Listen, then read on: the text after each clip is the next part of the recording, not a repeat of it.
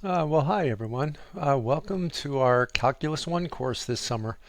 My name is Professor Kurt Sebastian, and I'm just trying to make this video so you get a chance to see me, get to know who I am a little bit before we get going into the course, and just a little bit about myself. And I hope I get to know you guys better as well, of course. So let's see, what do you want to know about me? I'm 53 years old, almost 54.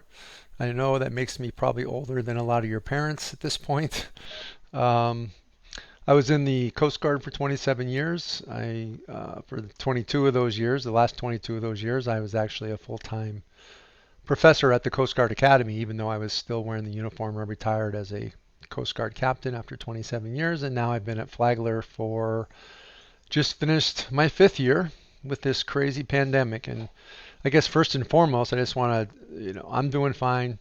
I live with my wife Ann, who is actually immune compromised. She had a brain tumor when we were much younger, so we have to be careful. So I don't go out a lot right now.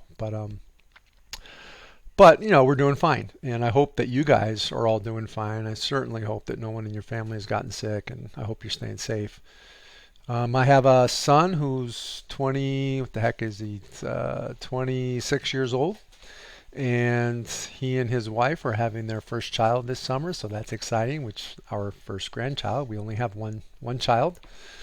Um, and I actually absolutely love being at Flagler. I'm the chair of the math department. We have started both a mathematics major, computer information systems major, and a secondary mathematics education major for those who want to teach high school mathematics.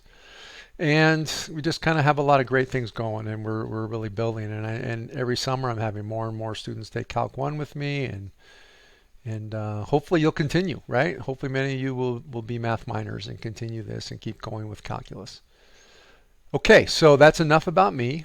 And again, I hope to get to meet you guys more and get to know each one of you a little better as we proceed through the course. Take care, and I'll talk to you later.